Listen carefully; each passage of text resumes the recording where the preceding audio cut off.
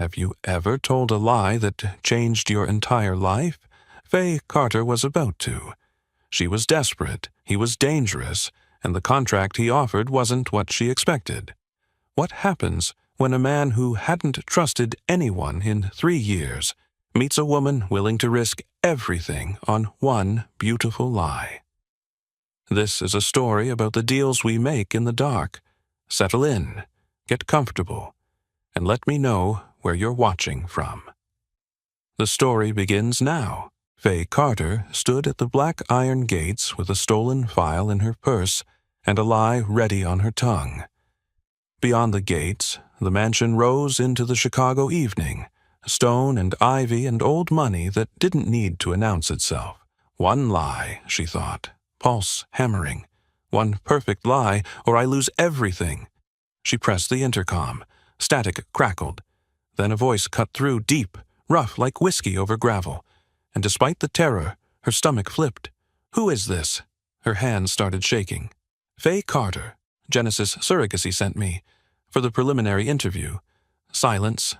Long enough that sweat broke out along her spine. "He knows." Panic clawed at her. "He knows you're lying." "They didn't call." His voice came flat, suspicious. Ice water flooded her veins. "Last-minute opening," she said quickly. "They said you were urgent." More silence. She could almost hear him weighing her words. "Please. I came too far to turn back now." 10 seconds. Each one felt like drowning. Then the gate buzzed open. The driveway curved through manicured grounds. The mansion loomed ahead, stone, dark windows, generations of wealth. The front door stood open. A man filled the doorway, backlit by chandelier light that turned him into shadows and dangerous angles. Tall, broad-shouldered, every line radiating controlled tension.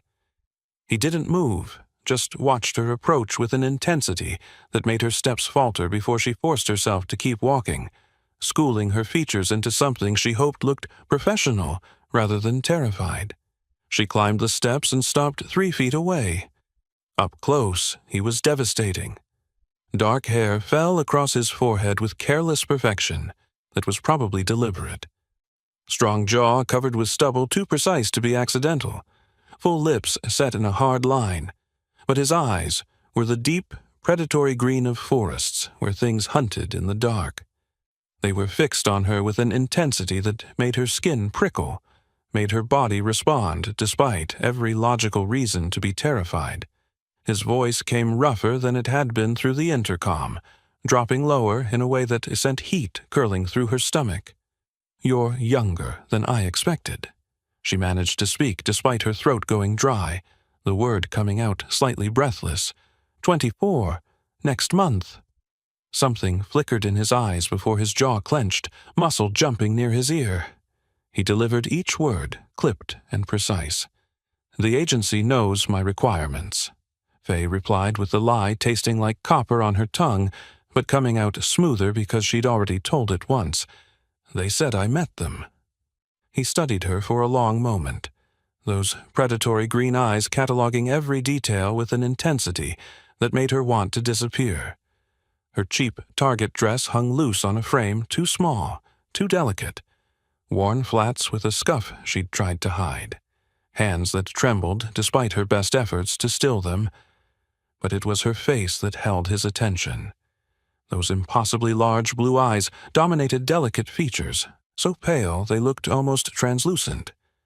Dark brown hair pulled back in a messy ponytail revealed ivory skin that seemed to glow under the study lights, and scattered across the bridge of her nose, a dusting of freckles that made her look younger than 24, more like 19. She had the horrible sensation he could see straight through that pale skin to the lies buried in her bones. Then he stepped aside with fluid movement, his voice carrying the weight of command. "Come in." She walked past him, too close, and his scent hit her. Expensive cologne, leather, and smoke. Her pulse spiked. The door closed with a soft click. The entrance hall stretched before her, dark wood, marble, sweeping staircase, wealth everywhere, but cold, sterile. His voice came from behind her, close enough she felt it. "This way."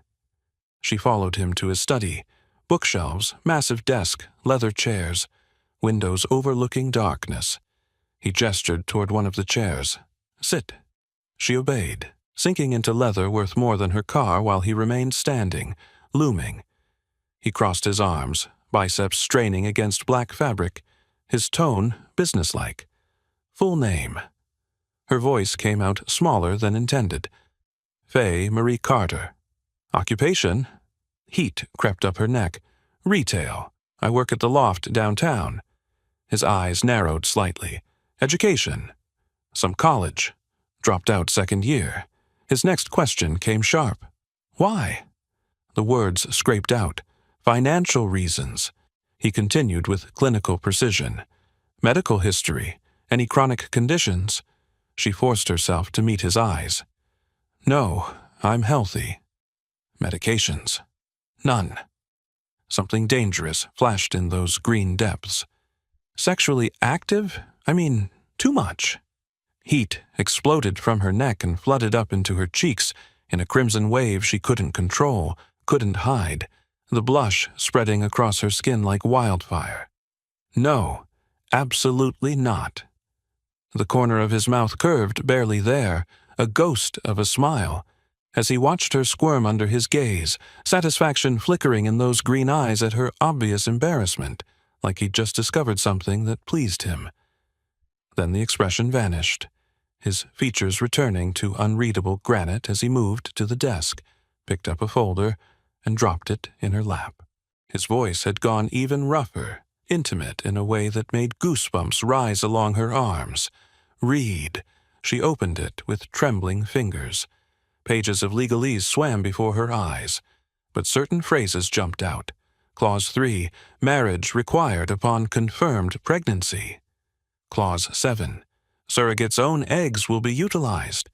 Her vision blurred. The word scraped out of her throat. Marriage? He took a step closer, voice matter of fact. Required, for legal purposes. Her hands started shaking against the paper. "And my eggs. This would be my baby, too." His jaw clenched before he spoke, voice dropping as he stepped closer until she had to tilt her head back. "I'm a controlling man, Miss Carter. I don't want a stranger's DNA. The agency vetted you. You're suitable." Heat flooded her face at the word. Clinical, cold. Faye stood abruptly, contract falling. Panic bled through her voice. "I thought I was just carrying someone else's baby. I can't give you my own child." She turned toward the door. His voice came flat. "Then we're done here." But she kept moving, because there had to be another way. At that moment, her phone rang. She pulled it from her purse with shaking hands. The voice came through calm and professional. "Miss Carter, this is Dr. Rahman. We're moving your brother's surgery up. The donor heart became available sooner than expected. We need the deposit within 1 week now. $50,000 by next Friday, or we lose the slot." The room tilted. 1 week. Her voice broke. I don't have the money yet." Dr. Rahman's tone turned firm. "Miss Carter, I need confirmation or we move to the next patient on the list." She hung up with hands that wouldn't stop trembling. The voice came from directly behind her. "How much?" Faye turned. Ezra stood 3 feet away, green eyes locked on hers. His voice came softer but commanding. "How much do you need?" Her throat tightened around words that didn't want to come. $50,000 for the deposit. Total is $150,000, and I don't have any of it." Her voice cracked before she could stop it, and she pressed her lips together hard. Ezra studied her with an expression that gave nothing away, jaw tightening visibly. His next question came sharp, demanding, "What do you need the money for?" His eyes held hers with an intensity that made her breath catch, made it impossible to look away. "I don't like being lied to. At all." She swallowed hard, the truth scraping out of her throat because lying felt impossible under that penetrating stare. "My brother. He's having heart surgery." Ezra moved closer, closing the distance between them with measured steps that made her hyper-aware of his size, his presence, until he stood directly in front of her, close enough she had to tilt her head back. His voice came quieter now, but no less commanding. "How old is he?" She swallowed before answering. 17. Something shifted in his expression, too fast to identify before he turned with deliberate movement and moved to his desk, picked up a pen, and started writing with sharp, decisive strokes that suggested decisions made without hesitation. He spoke without looking up, voice matter-of-fact as if discussing a simple business transaction.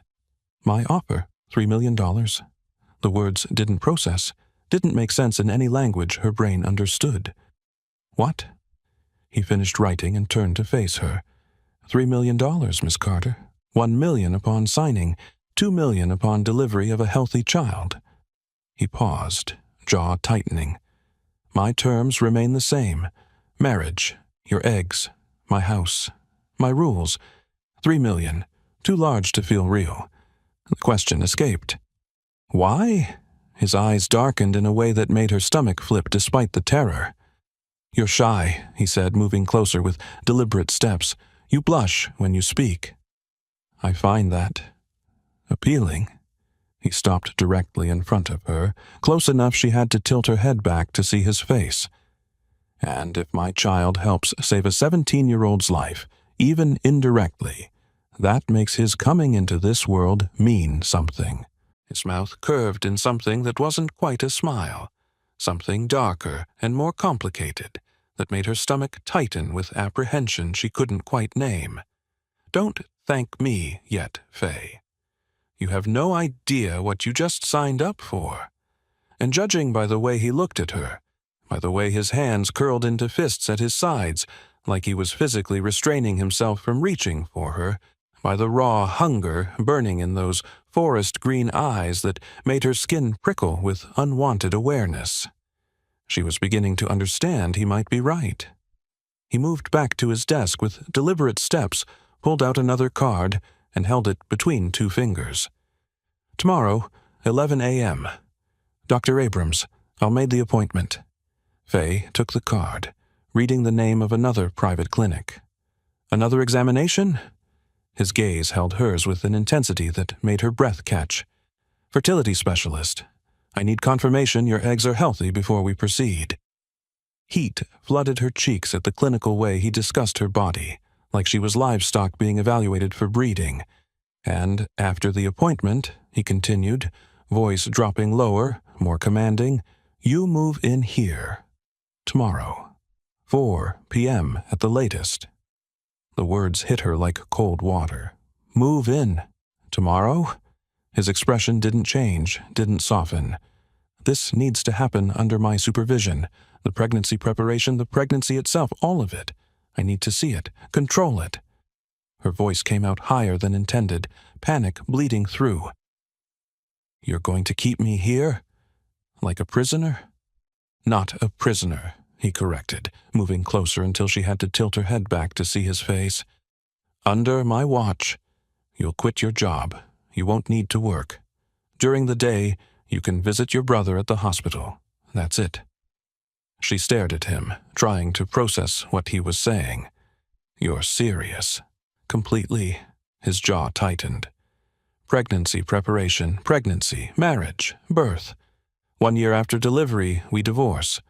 During all of that time, roughly 2 years, you belong to me, Faye. You live here, under my roof, under my rules." He paused, eyes holding hers. "And in exchange, you get $3 million. It's a good deal. You don't have much to question." The number was too large, the terms too absolute. But he was right. What choice did she have? Her voice came out smaller than she wanted. "Okay, I accept." Something shifted in his expression. Satisfaction, maybe, or possession. "Good." He handed her the card. "Dr. Abrams, 11 a.m. Don't be late." She looked at the card, then back at him, and the question escaping before she could stop it. "Won't you be coming?" His response came flat, absolute. "I don't leave the house." The statement hung in the air between them, strange and weighted with things she didn't understand. she heard herself ask before thinking it through. You don't leave? At all. His eyes darkened, jaw clenching in that telltale sign of tension barely contained. No, but why? That's not your concern. He cut her off, voice dropping to something that felt like a warning wrapped in silk. She nodded quickly, swallowing the questions burning in her throat.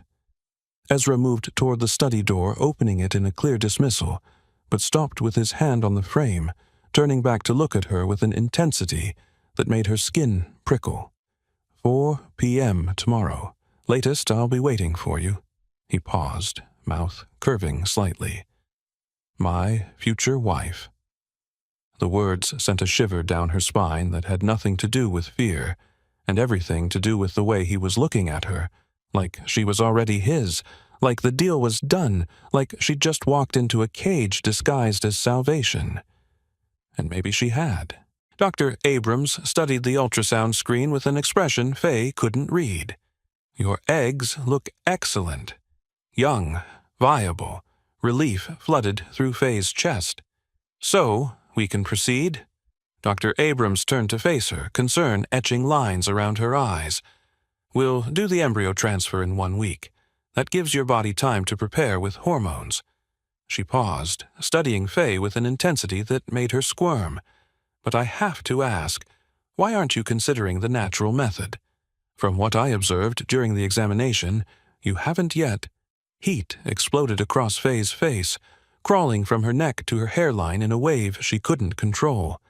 Thank you, Dr. Abrams, she cut in quickly, voice coming out higher than intended. This way is better. For both of us. Dr. Abrams's expression softened with something that looked uncomfortably like pity. Faye, if there are any concerns preventing intimacy, I can refer you to a specialist who— That's not necessary. The words came out sharp, mortification making her want to disappear. Really? Thank you. She grabbed her purse with trembling fingers and fled the office, barely registering the hallway, the elevator, the lobby, just moving, her face still burning.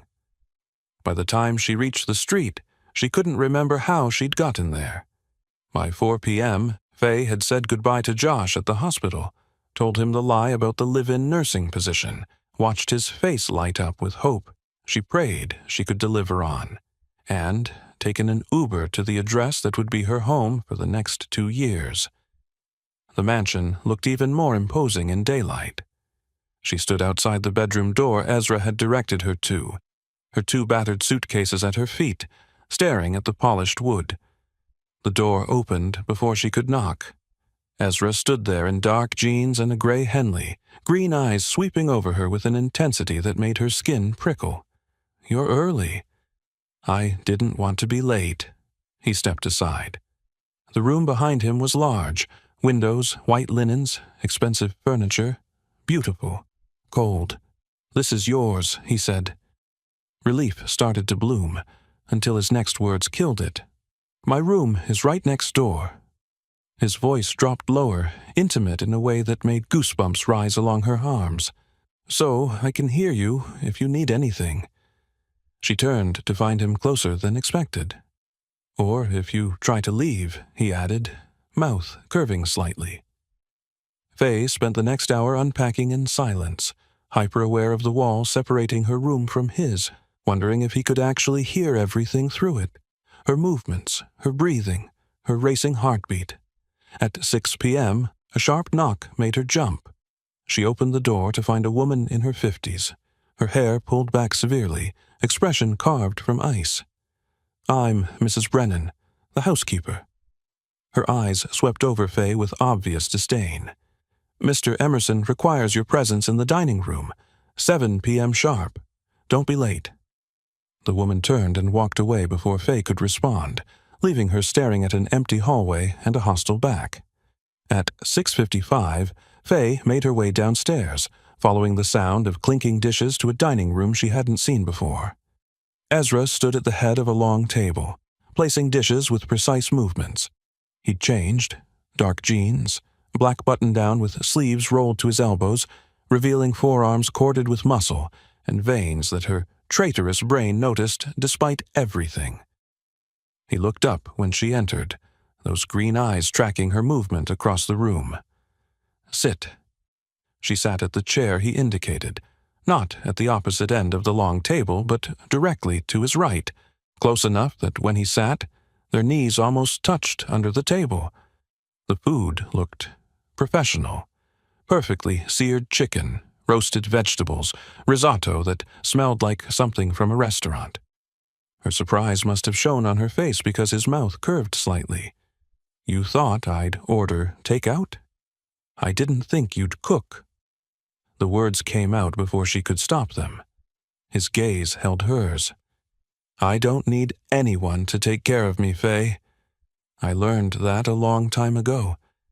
There was something in his voice, not quite bitterness, not quite resignation, that made her wonder what had happened to make a billionaire learn to cook for himself, to lock himself in a mansion for 3 years, to trust absolutely no one.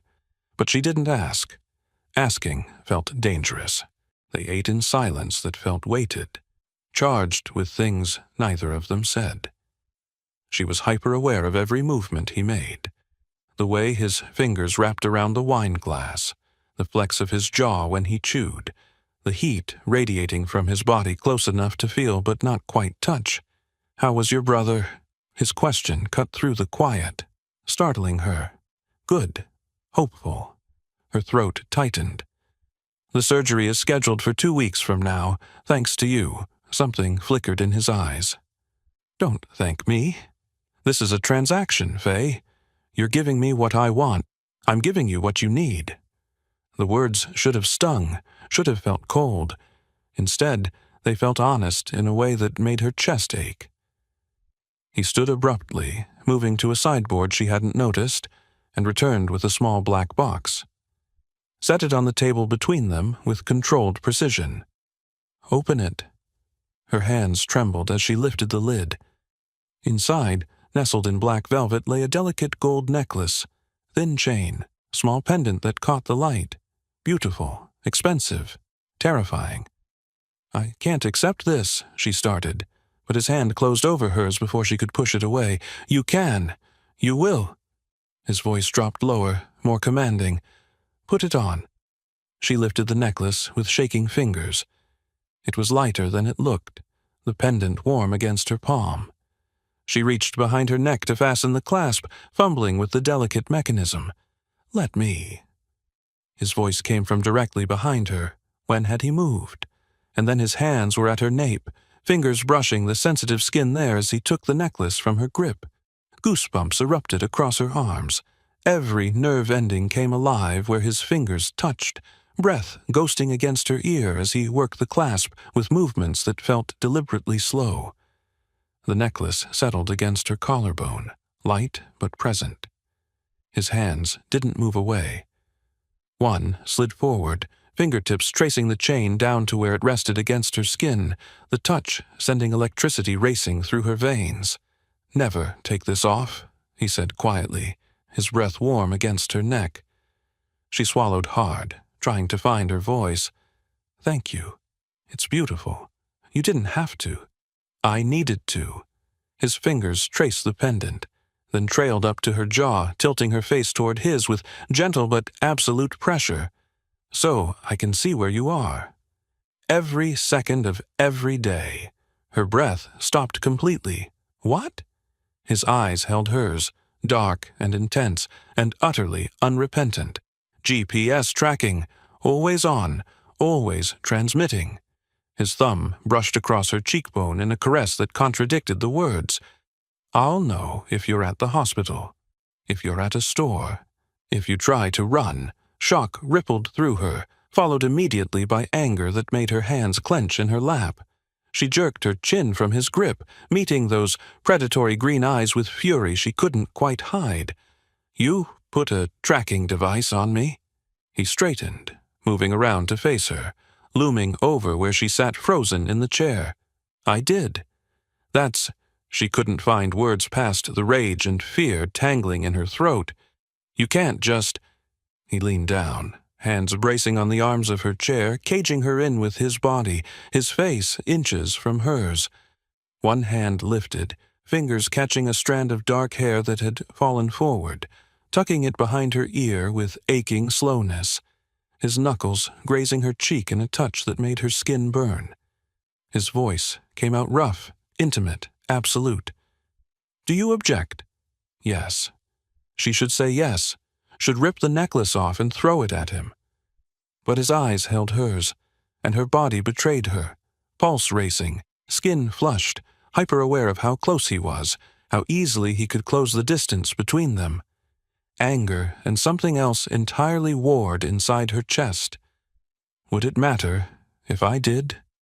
His mouth curved, not quite a smile, something darker. He shook his head slowly, deliberately, never breaking eye contact. Not a trace of apology in those forest green depths, just certainty, possession, control. "No," he said softly, "it wouldn't." Silence stretched between them, heavy with tension, and things neither of them wanted to acknowledge. Faye's voice came out smaller than she wanted, but steady. "Why?" His eyebrow lifted slightly. "Why what? Why does someone like you?" She gestured at him, at the mansion, at everything. "Good-looking, wealthy, powerful? Why do you want a child this way? You could have anyone. You could fall in love, have a relationship, do this the normal—" "Stop." The word cut like a blade, his jaw clenching hard enough she could see the muscle jump. "You're sticking your nose into things that don't concern you." Anger flared hot in her chest, overriding the fear and confusion. "Don't concern me?" Her voice rose despite trying to control it. "I'm going to live in this house with you for 2 years. I'm going to carry your child, give birth to our child. That baby will connect us forever, even after we divorce." She stood, facing him, despite the way her legs trembled. "So maybe stop shutting me down and share something about yourself for once." She touched the necklace at her throat, the metal warm against her skin. "Since you're going to know every time I use the bathroom anyway." Something shifted in his expression. Surprise, maybe, or respect, before his mouth curved in that barely-there smile that made her stomach flip. "Okay." He moved toward her with deliberate steps. "You're right." He stopped close enough she had to tilt her head back. His voice dropped lower, more intimate. "I don't trust people, Faye. Women especially." He paused, eyes holding hers with an intensity that made breathing difficult. "I haven't left this house in 3 years. So no, I didn't have the opportunity to find a girlfriend." He leaned down until his breath ghosted across her face. "And I don't want love. I just want a child." The admission hung in the air between them, raw and honest, in a way that made her chest ache. She swallowed hard, forcing the next question out past her tight throat. "What about— I mean—" Heat flooded her face, making her want to look away, but she held his gaze through sheer stubbornness. "Sex." His laugh came out rough, almost mocking, but his eyes darkened in a way that made her skin prickle with awareness. "We're not going to have sex, Faye. Don't worry." He straightened, putting distance between them that somehow felt worse than his proximity. "This is a business arrangement. I don't mix business with emotions, or pleasure." Relief should have flooded through her. Instead, something uncomfortably close to disappointment twisted in her stomach. She nodded quickly, trying to look composed despite the mortification burning through her veins. "Of course. I wouldn't have thought otherwise." But her face betrayed her, heat crawling from her neck to her hairline in that telltale blush she couldn't control. His eyes tracked the color spreading across her skin, that ghost of a smile returning. "You're blushing again." His voice dropped to something that felt dangerous and intimate. "Keep being this innocent and shy, and it's going to get much harder to remember we're keeping this professional." Her breath caught, heart hammering against her ribs. He turned toward the door with controlled movements. "I have work to do in my study. Mrs. Brennan will show you where everything is tomorrow." He paused in the doorway, looking back at her over his shoulder. Good night, Faye. And then he was gone, leaving her standing in the dining room with her hand pressed against the necklace at her throat and her whole body vibrating with confusion and anger, and something she absolutely refused to name. Morning sounds woke her at 6:30. Rhythmic thuds, heavy breathing. Faye followed them downstairs to a partially open door, light spilling out. She stopped at the threshold. Ezra, shirtless, moving through push-ups with controlled precision. Her breath caught, broad shoulders, defined chest, abs carved from stone, just with his boxer, revealing the V of muscle that disappeared beneath the waistband. She should leave. She didn't. He transitioned to pull-ups, arms corded with strength, back muscles shifting in ways that made heat bloom low in her stomach. The command screamed in her head, "Stop staring! Look away! Leave!" But her feet stayed rooted. Ezra dropped from the bar and turned. Their eyes met. His gaze swept over her, thin nightgown, bare feet, sleep-mussed hair, and something dark flashed in those green depths before he shuttered it. "Enjoying the show?" His voice came out rough, vibrating through her. Heat flooded her face. "I heard sounds. I didn't know. You didn't know I'd be half naked." He grabbed a towel, wiping his chest. "Note for the future. I work out every morning at 6. You're welcome to watch any time." The challenge landed, dark amusement in his eyes. She turned to flee. "Faye." She froze. "Next time you want to look, just ask." His breath ghosted against her ear. When had he gotten so close? "I don't mind being watched." "By you." Then he was gone, leaving her with racing heart and flushed skin. Faye had showered, dressed, and escaped to the hospital before she had to face him again. Josh looked better. Color in his cheeks, hope in his eyes when she walked through the door. "The surgery's in 10 days, he said, grinning wide. "They said the donor heart is perfect. Strong. Young." His hand found hers, squeezing tight. "I'm going to live, Faye. Because of you." Guilt twisted sharp in her chest, but she smiled through it. "Because of your strength. You're a fighter." They talked for an hour, about movies he wanted to see, places he wanted to visit, a future that suddenly felt possible instead of a dream slipping away. When she left, the sun was high and the afternoon stretched ahead, and she realized with a jolt she'd lost track of time completely. She checked her phone. 2 p.m. Ezra had said lunch was at 1. Ice flooded her veins as she rushed to the Uber, pulse hammering with anxiety that felt disproportionate to being late for a meal but somehow wasn't. Not with him. Not when control meant everything. The mansion loomed ahead at 2:40. She walked through the front door to find Ezra standing in the entrance hall, arms crossed, expression carved from stone, waiting. His eyes locked onto hers, dark and unreadable. "You're late." The words came out quiet, dangerous. Her throat tightened, excuses dying before they could form. "I lost track of time at the hospital. Josh was, I don't care." He moved closer with predatory grace. "I told you lunch was at 1. You agreed to my rules when you signed that contract." Anger flared hot despite the fear. "I was with my brother." "The brother you're saving. I thought you'd understand." "I understand you're testing boundaries." He stopped directly in front of her, close enough she had to tilt her head back. "Don't." His hand lifted, fingers finding the necklace at her throat, tracing the chain with deliberate slowness. "I knew exactly where you were. Every second. The hospital. The Uber. Standing outside my door for 30 seconds before coming in." His thumb pressed against her pulse point. "Your heart's racing right now." Fear? Or something else? She couldn't answer, couldn't breathe past the proximity, and the heat, and the way his touch made her skin burn.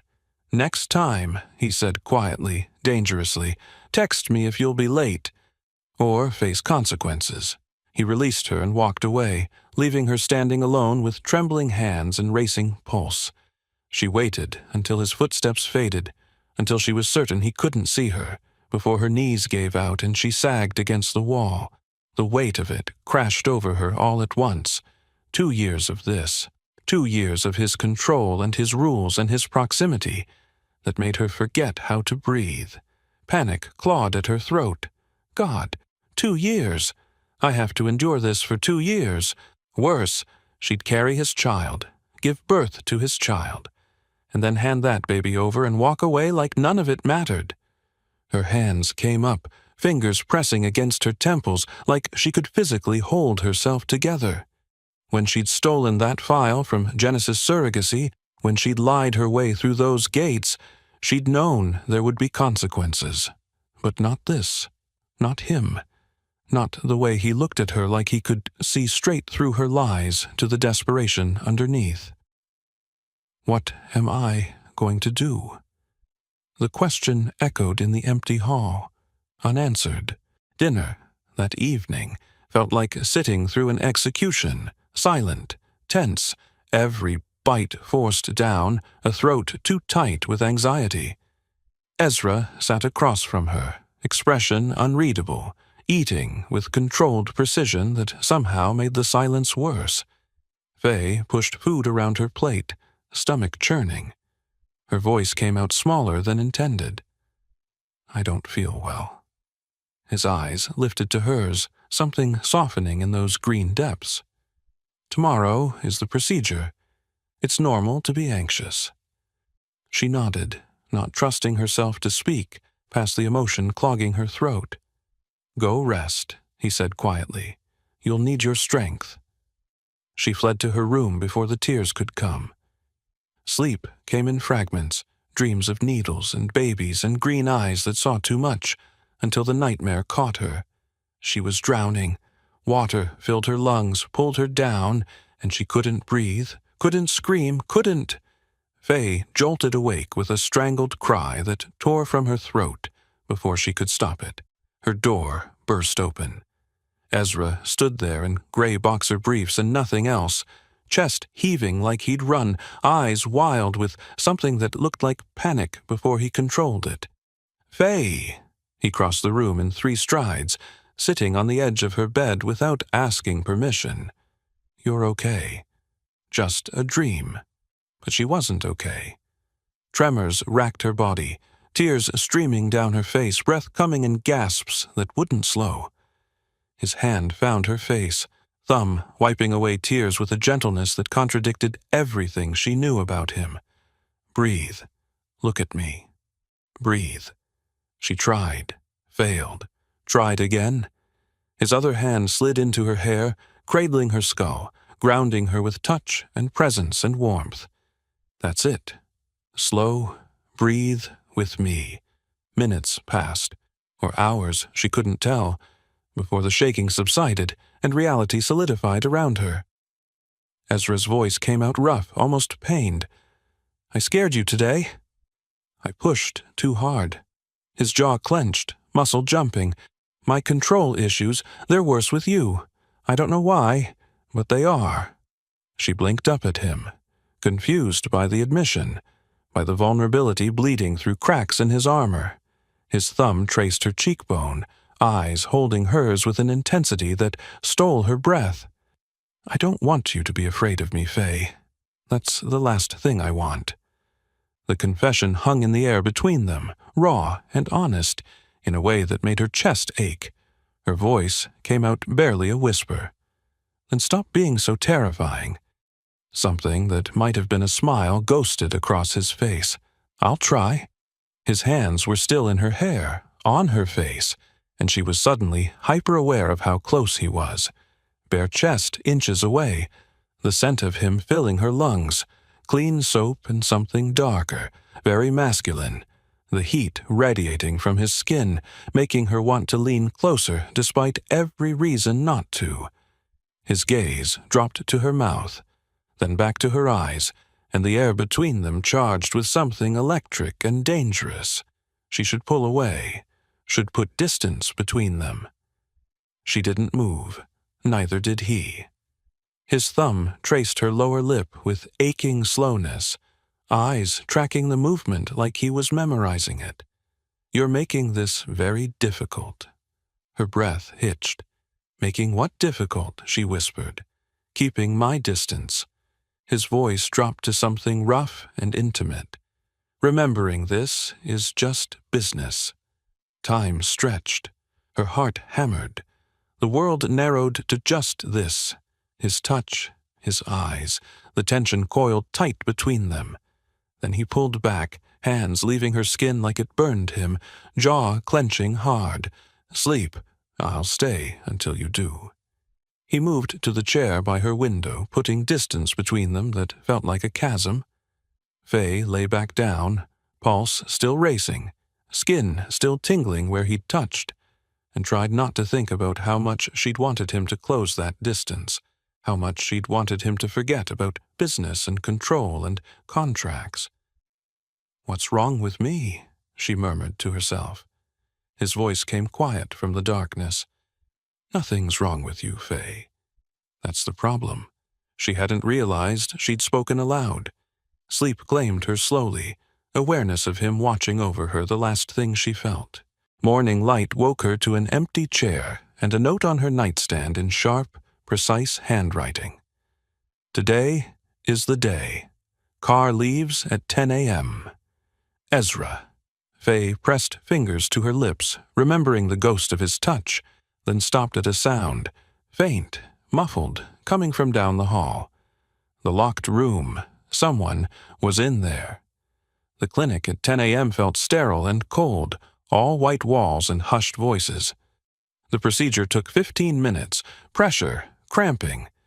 Dr. Abrams's calm voice explaining each step in a way that only made everything feel more transactional. "Done. Rest today. Blood test in 2 weeks to confirm pregnancy." Faye dressed with trembling hands, alone in a room that smelled like antiseptic, and the weight of what just happened crashed over her. A baby might be growing inside her right now, and Ezra wasn't here, and she'd never felt more isolated in her life.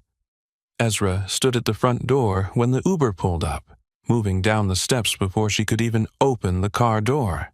His hand found her face immediately, fingers sliding into her hair with a gentleness that made her throat tight. "Did it hurt?" Her voice came out smaller than intended, a little. "I feel strange." Something shifted in his expression before he bent, one arm sliding behind her knees, the other around her back, lifting her against his chest like she weighed nothing. Shock made her grab his shoulders. "What are you doing?" His jaw tightened, eyes holding hers. "You need to rest." He carried her inside to the living room she'd barely seen, set her down on a couch that looked like it had never been used. Pillows appeared. When had he gotten those? And a soft blanket that smelled like fresh laundry. A book landed on the side table. The TV flickered to life on some nature documentary. He'd prepared everything. Ezra settled at the foot of the couch, pulled reading glasses from his pocket, and opened a book with movements that suggested this was perfectly normal. A laugh escaped before she could stop it, the absurdity breaking through her anxiety. "You realize we look like a married couple right now?"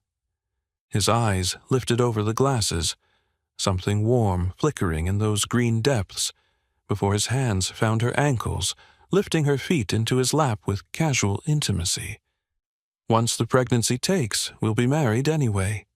The thought hit her unexpectedly. What if they were happy? What if this was real? What if the baby growing inside her belonged to both of them, not just him? Tears pricked her eyes before she could stop them, emotion she couldn't name tightening her chest. Ezra's thumb traced circles on her ankle, his voice dropping lower. "Relax. Today, you rest with your feet up. Let the baby take hold. Let the baby take hold." She closed her eyes, trying not to think about how much she wanted that, how much she wanted this, the warmth, the care, the illusion of something real. Faye reached for the remote. flipping through channels until a local news segment stopped her cold.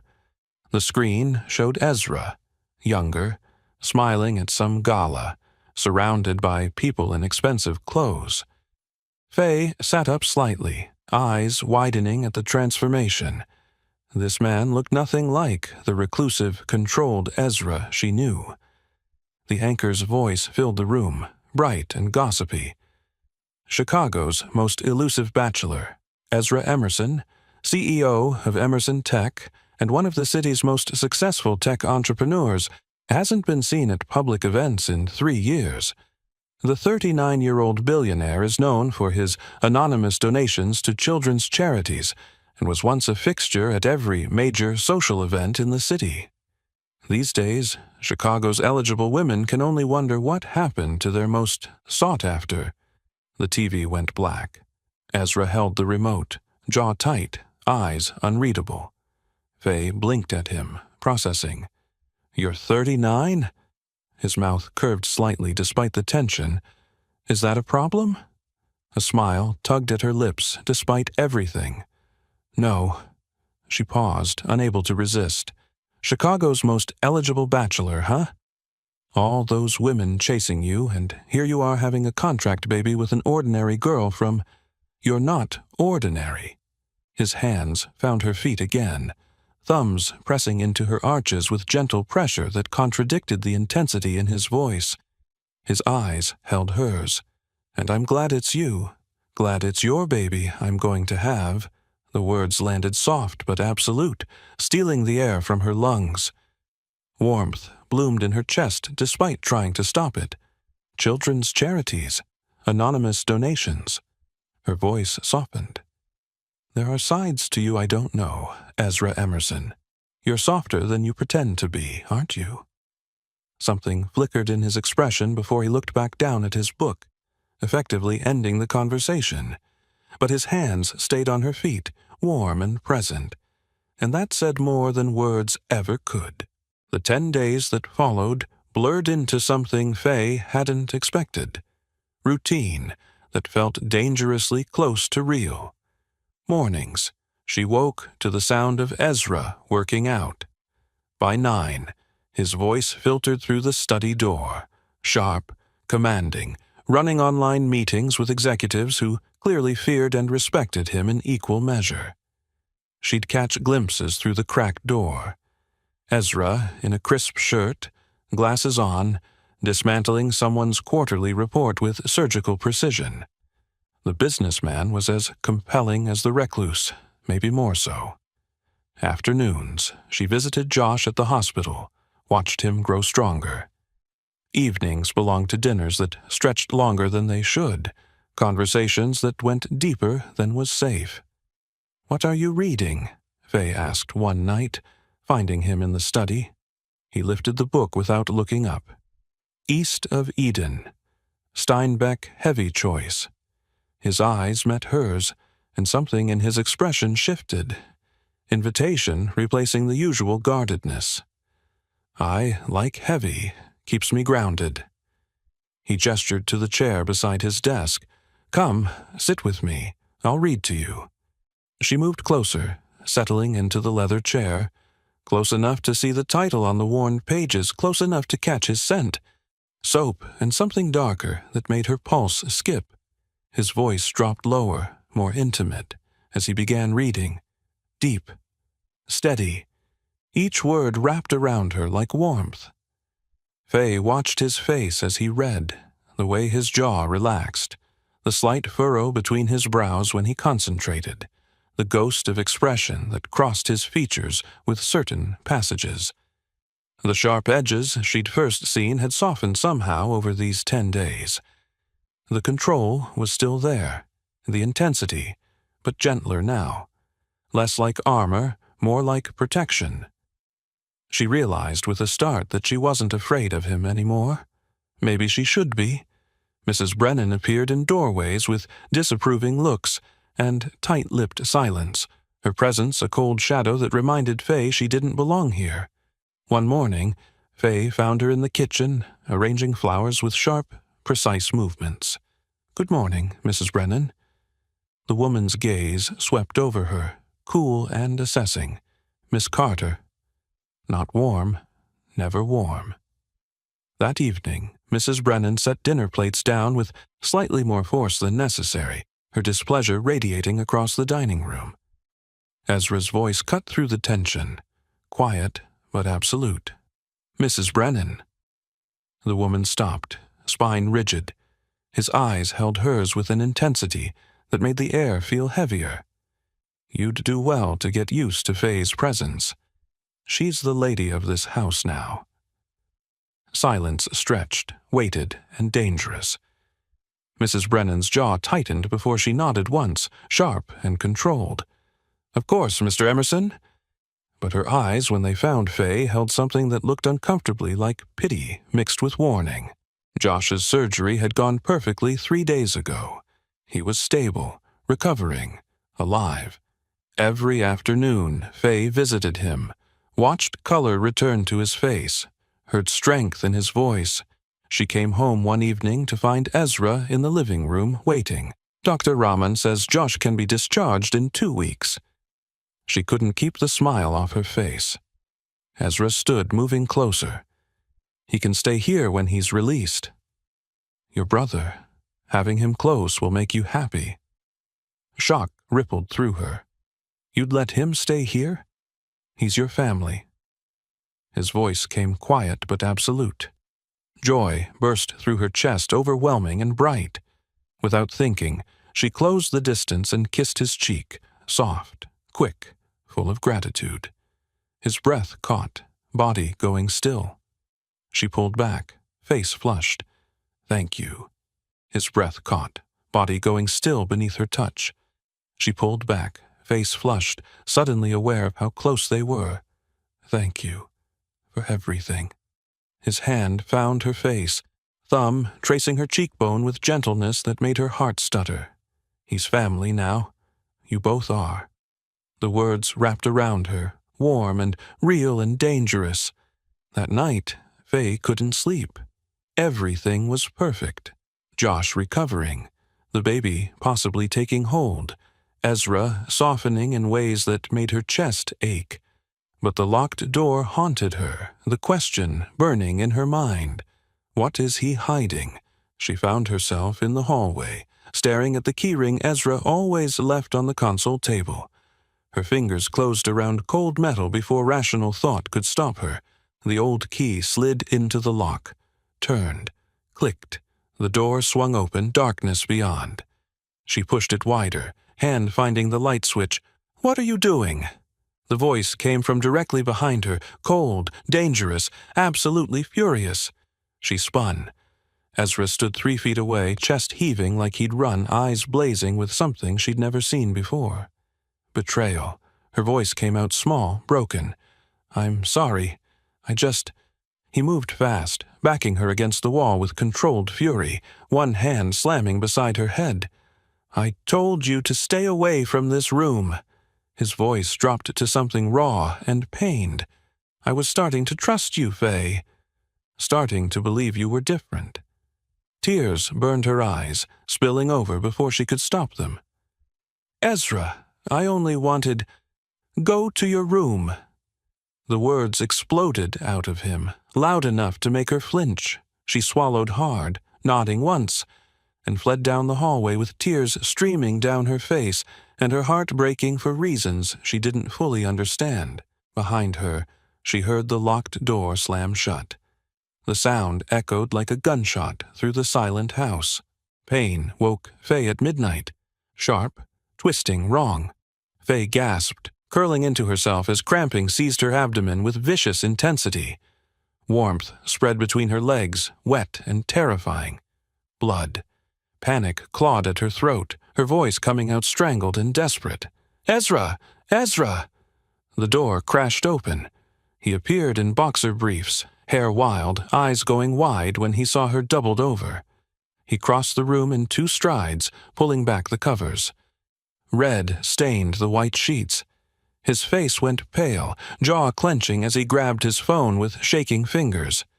"I need an ambulance, now." His voice came rough, demanding, barely controlled. She's bleeding, pregnant, or was just get here. Darkness crept at the edges of her vision. His hands found her face, forcing her to focus on his eyes, desperation bleeding through every word. Faye, stay with me. Look at me. Stay awake. She tried, failed. The world went black, minutes blurred, paramedics, questions, hands checking vitals. The female paramedic's voice came gentle. The embryo didn't implant. Sometimes this happens with the first attempt. The bleeding should stop soon. They left instructions and disappeared. Silence pressed down, suffocating. Tears spilled down Faye's face before she could stop them, grief for something that never was choking her throat. Ezra's hand found hers immediately, fingers lacing through with gentle pressure. Hey, look at me. She couldn't, shame eating her alive. His palm cupped her jaw, turning her face toward his with firm gentleness. First attempt, Faye. This stuff happens. His thumb brushed away tears. What matters is you're all right. A sob tore loose. He pulled her into his chest without hesitation, arms locking around her solid and sure, hand cradling her head. I've got you. You're fine. We're fine. She pressed her face into his shoulder and fell apart. Ezra shifted, arms sliding beneath her, lifting her against his chest. Her weak protest died as he carried her down the hall, to his bedroom. He set her on his bed, climbed in beside her, and pulled her back against his chest without asking permission. Sleep. I'm right here. His warmth seeped through her nightgown, solid and safe. His hand splayed across her stomach, protective, possessive, and she felt his face press into her hair, breathing in deep. A shudder ran through him.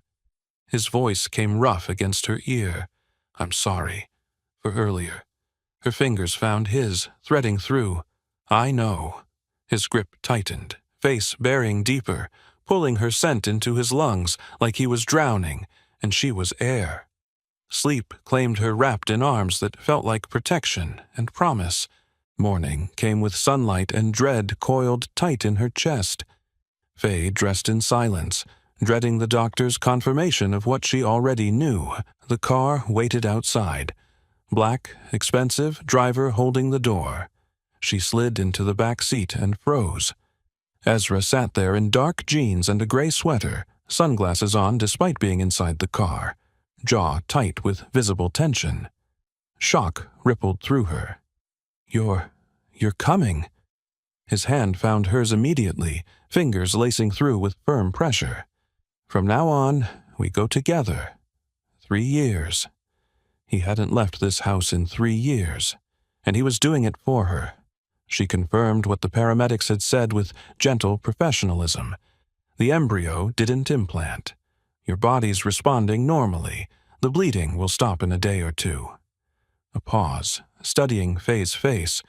We can try again in 2 months. Give your body time to recover. 2 months felt like forever. Dr. Abrams glanced between them, something knowing in her expression. In the meantime, I'd recommend trying the natural method. It often has better success rates when there's an existing connection. Heat flooded Faye's face. Ezra's hand tightened on hers. The drive home stretched silent and heavy. Back at the mansion, Faye stood in the entrance hall, loss pressing down on her chest like a weight. Her voice came out small, defeated. You can cancel the contract if you want. Maybe my body just won't. No! The word came sharp, absolute. Ezra moved closer, fingers finding her chin and tilting her face up to meet his eyes. This baby's going to be with you, Faye. 2 months is nothing. Something warm bloomed behind her ribs, despite the grief still raw in her chest. His thumb traced her jaw with aching gentleness. Rest today. Tomorrow, we figure out what comes next. 2 days passed in quiet recovery, Ezra hovering, Mrs. Brennan softening slightly, the mansion feeling less like a prison and more like something else. Then the doorbell rang. Faye answered to find a man who looked like Ezra, but softer.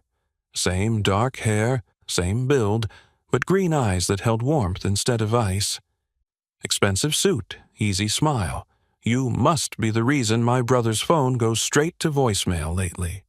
He extended his hand. Deacon Emerson, brother.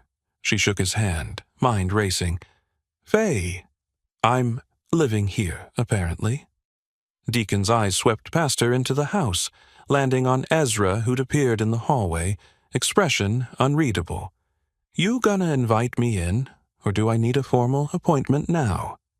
Ezra's jaw tightened, but he stepped aside. Deacon walked in, studying Faye with open curiosity, before turning to his brother with barely concealed shock. You didn't mention you had a girlfriend. Something shifted in Ezra's posture. Protective, possessive. We're living together. Living together. Deacon repeated the words slowly, eyebrows climbing. That's not really your style, man. The air thickened with unspoken things. Ezra's hand found Faye's lower back, touch, claiming without words. Things change. Deacon's gaze bounced between them, assessment sharpening before his expression cleared into something friendly. Well, Maya would kill me if I didn't extend an invitation. Dinner, this weekend. Let us get to know Faye properly. That night, Faye woke to warmth behind her. Ezra had slipped into her bed, arms wrapping around her waist from behind, face buried in her hair. She stayed perfectly still, barely breathing. His chest rose and fell against her back, slow and steady. Then she felt it. Him pulling in a long breath through his nose, drawing her scent deep into his lungs like he needed it to survive. His arms tightened fractionally. Heat bloomed low in her stomach despite knowing she should move, should say something, should stop pretending to sleep. She didn't. Minutes passed before his breathing evened out, before sleep claimed him with her wrapped in his arms, want twisted through her chest. Dangerous, impossible, real.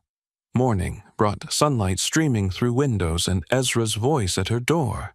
Get dressed. We're going out. 20 minutes later, they walked side streets near the mansion. Ezra tense, shoulders rigid, sunglasses on despite cloudy skies. Faye's hand found his, threading their fingers together.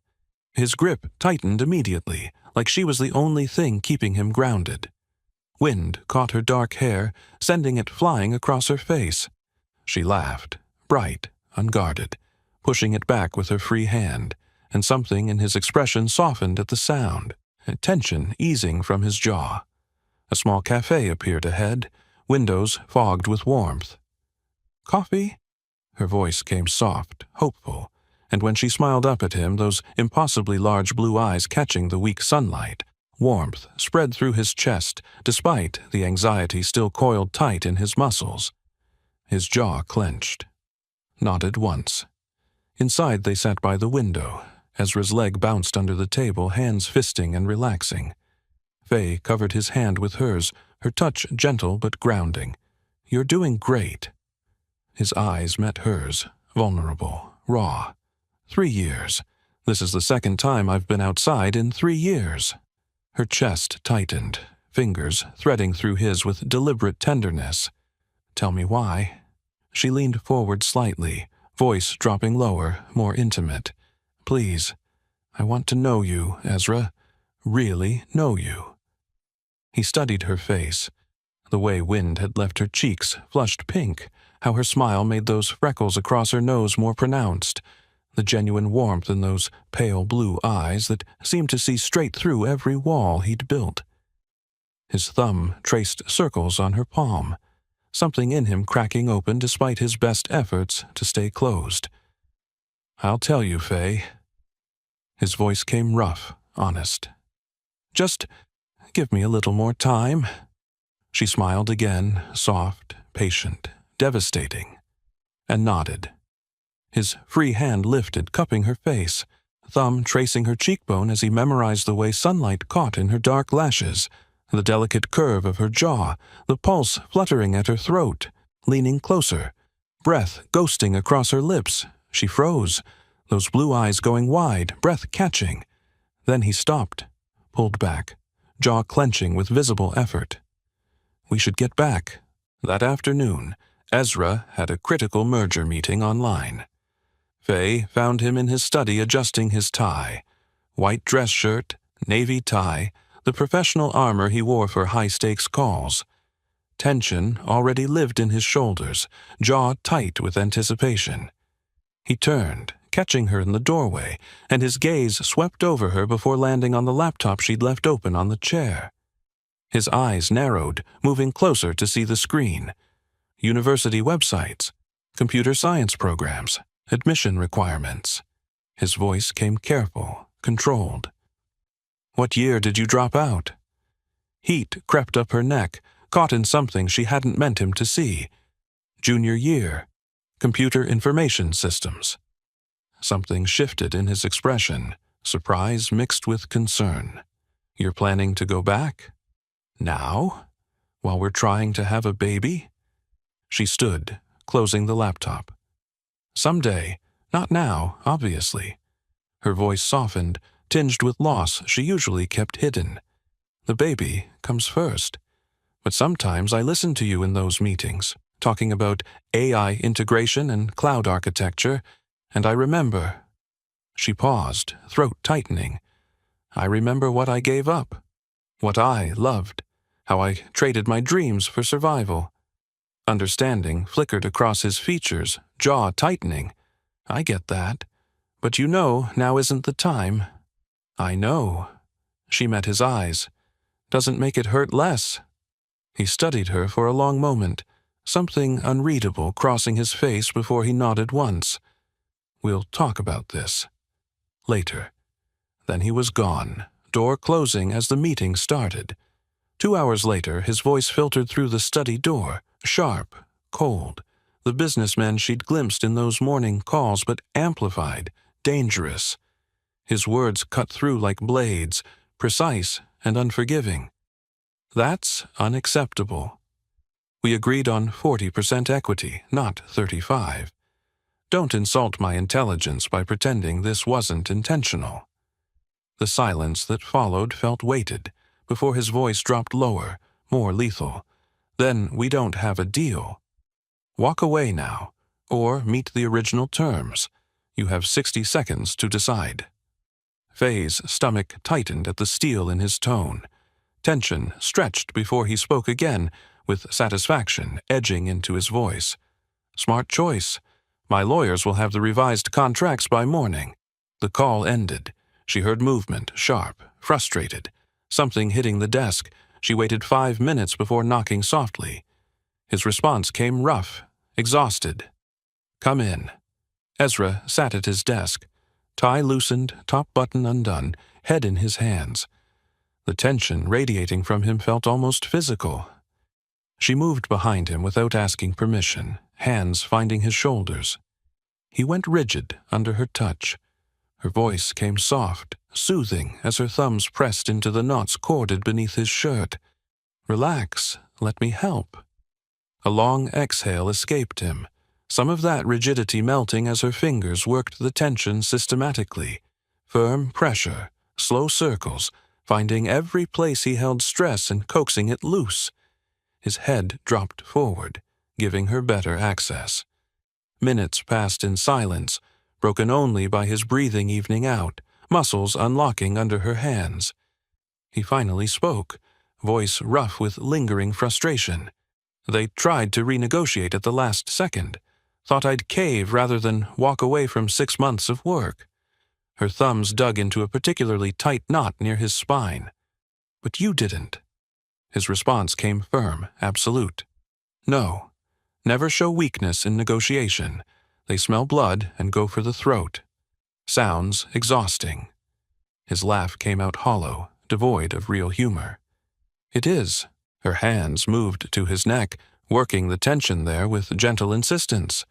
"What if you gave them the 35% they want, but told them they could earn the extra 5% later, Only if they actually do what they promised.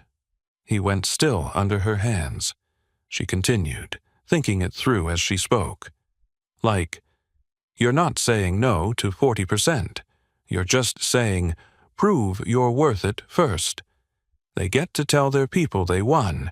You don't risk giving everything away to people who fail. He went completely still, her words sinking in with visible impact. Then he turned in his chair, catching her wrists, eyes lifting to hers with something new burning in them. Respect, surprise, revelation. His voice came out rough, almost disbelieving. That's actually brilliant. Performance-based earnouts. They get to claim victory, I protect myself from risk. He stared at her like he was seeing someone entirely different than who he thought she was. How did I not think of that? She felt heat climb her neck under his intense gaze. You were too angry. Sometimes you need someone who's not in the fight to see the way out. His thumbs traced slow circles on her wrists, eyes holding hers with an intensity that made her breath catch. You're not just smart, Faye. You think like. He stopped, jaw working like he was processing something fundamental, like someone who solves problems instead of creating them. Heat flooded her face at the way he looked at her, recognition and something deeper burning in those green eyes. Ezra stood slowly, hand lifting to cup her flushed cheek with aching gentleness, thumb tracing the warmth spreading across her skin. You're blushing. Her breath caught as his other hand found her waist, drawing her closer until barely any space existed between them. His gaze dropped to her mouth, lingering there with visible hunger before lifting back to her eyes. He leaned in, breath ghosting across her lips, close enough she could feel the heat of him, then stopped. Pulled back with visible effort, jaw clenching as he took a measured breath. She couldn't meet his eyes, staring at his chest instead, trying to slow her racing heart. A nervous smile tugged at her lips, despite the disappointment twisting in her stomach. Business and feelings. Shouldn't mix those, right? The contract. His head shook slowly, deliberately, something that looked like regret flickering across his features. Right now, Miss Carter. His voice came out rough, intimate. I'm going to think about your very smart solution. Fix this merger problem, and then I'm taking you to dinner tonight. Her eyes snapped to his, shock rippling through her. Dinner? Out? You've been pushing me outside my comfort zone for 2 days now. His thumb traced her jaw one more time before he stepped back, creating distance that felt both necessary and painful. Time I returned the favor. Wear something nice. We're going somewhere that deserves you. That evening, Faye descended the staircase in a cherry-red dress. The color made her ivory skin glow, brought out the blue in her eyes, made her dark hair look almost black, where it fell loose around her bare shoulders. Ezra stood at the bottom of the stairs, breath stopping completely when he saw her. He went still. Swallowed hard. His gaze swept over her, slowly, deliberately, before his eyes met hers with heat that made her skin flush warmer than the dress already did. When he finally found his voice, it came out rougher than usual. You look incredible. The restaurant was intimate. Soft lighting, quiet corners, elegant without being pretentious. They ordered. Wine came. But before Faye could ask anything, Ezra's hand found hers across the table, fingers threading through with deliberate intention. His voice came quiet but steady. I owe you this, an explanation, and I want to tell you. Her chest tightened, squeezing his hand gently. Okay. He took a breath, eyes holding hers. 3 years ago, I was engaged. She stayed quiet, letting him find the words. Her name was Victoria. We'd been together 5 years. She was beautiful, charming, everything I thought I wanted. His mouth twisted bitterly. My business partner, Andrew, was my best friend since college. We built Emerson Tech together. I trusted them both completely. Faye's stomach dropped, already seeing where this led. The engagement party. 200 people. Business contacts, investors, press. His hand tightened under hers. Andrew asked for the microphone. Said he had an announcement. I thought it was a toast. He stopped, breathing carefully. He told everyone, that he and Victoria had been sleeping together for over a year, that she was pregnant with his baby. Ezra's voice went flat, emotionless. Then they walked out together, hand in hand, left me standing there in front of 200 people and a dozen cameras. Horror crashed through Faye, her grip tightening. Ezra! It went viral within an hour. Tech billionaire betrayed by his best friend and fiancé. The humiliation was everywhere. His eyes lifted to hers, raw and wounded. I started having panic attacks. Couldn't breathe in crowds, couldn't trust anyone. So I stopped leaving. Built walls high enough that no one could hurt me again. Tears burned Faye's eyes, throat tight with emotion. I'm so sorry. The words felt too small. His thumb traced circles on her palm, voice dropping to something vulnerable and honest. You're the first person in 3 years I've wanted to let in. The first person who makes me think maybe I could be whole again. Faye's hand tightened around his, but guilt twisted through her chest like a knife, turning slowly. He was opening his deepest wound, trusting her with his most vulnerable truth. And she'd started all of this with a lie. The question burned in her mind, relentless and accusing. When do I tell him? How do I explain that I stole his file, found his name, walked through those gates with a deception ready on my tongue? Tears burned her eyes before she could stop them, throat closing around words she couldn't say, but she wasn't even pregnant yet. Maybe after, maybe when things were more solid. She blinked the tears back, forced a smile that felt like glass. Thank you for telling me. The drive home passed quietly, his hand never leaving hers. Back at the mansion, Faye went to her room to change, guilt still churning in her stomach despite the warmth of the evening. She stood at the mirror, staring at her reflection. Cherry-red dress, flushed cheeks, eyes too bright. The weight of her lie pressed down, suffocating. I'll tell him when the time is right, she promised herself desperately, when things are solid, when the truth won't destroy everything. Footsteps approached her door. Then Ezra appeared in the doorway, still dressed, eyes holding an intensity that made her breath catch. Neither of them moved. The air between them crackled with something dangerous and inevitable. His voice came out rough, carefully controlled. Let me help with your zipper. It wasn't really about the zipper. They both knew it. Heat flooded her face, but she turned back to the mirror, watching his reflection approach with deliberate steps. His fingers found the zipper at her neck, warm against her skin, and pulled it down with agonizing slowness, revealing ivory skin inch by inch. Halfway down, he stopped. His breath ghosted across her bare shoulder, raising goosebumps in waves. What if we tried the natural way? His voice dropped lower, intimate. To make the baby. You heard what Dr. Abrams said. It's not required, but maybe. The zipper lowered another inch. If you want to. Faye turned to face him, the dress gaping at her back, face burning, breath coming too fast. Want crashed through her, overwhelming, undeniable. Her voice came out barely a whisper. Yes, I want to.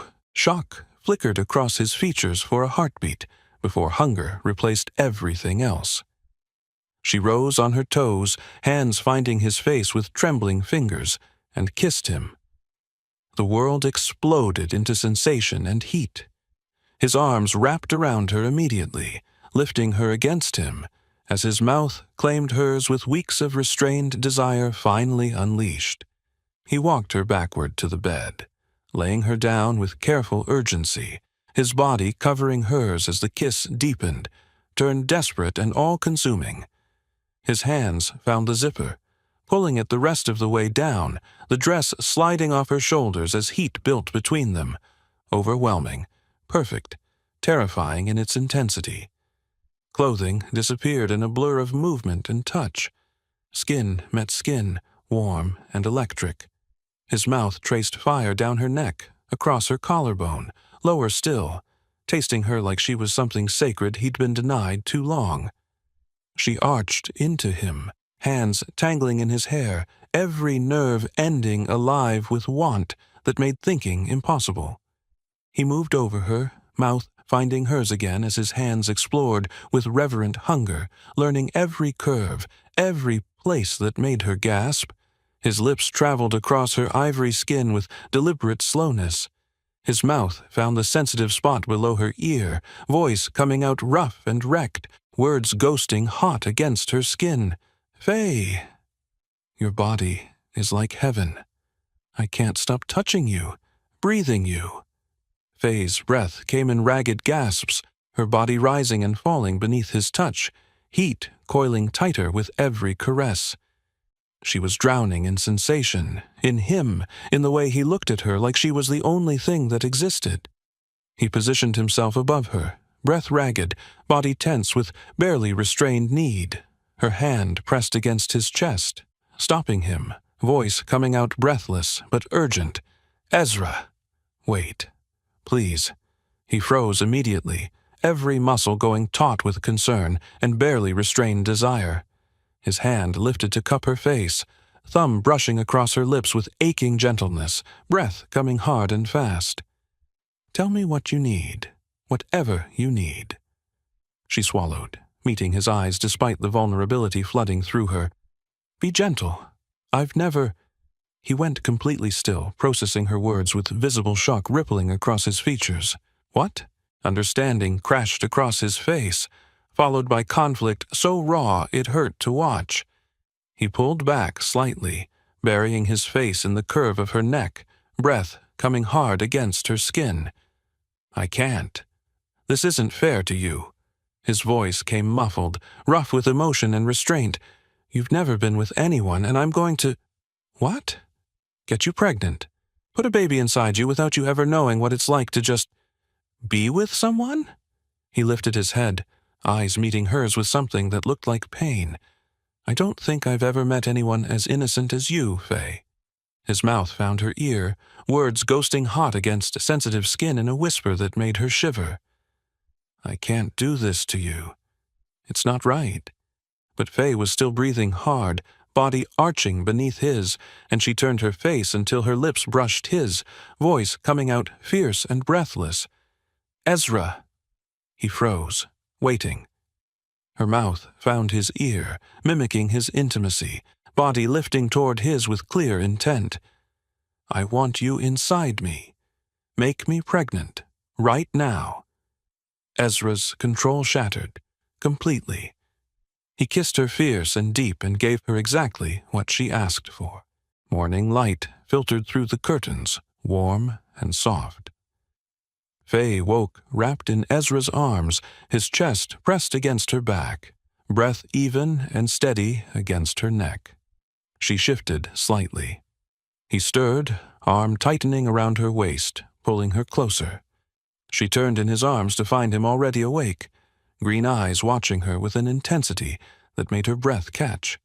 He leaned in, mouth finding hers in a kiss that started gentle and quickly turned heated, urgent, his hand sliding into her hair as she arched into him. They both froze at the same instant. Ezra pulled back slowly, something shuddering in his expression, jaw tightening as reality crashed back in. Right. The baby. This was about the baby. He sat up, running a hand through his hair, not quite meeting her eyes. "We might need to try this a few more times." His voice came out carefully neutral, clinical. "To make sure it takes." Faye bit her lip hard, chest tightening with conflicting emotions that threatened to choke her. Part of her heart sank. This is just for the baby, nothing more.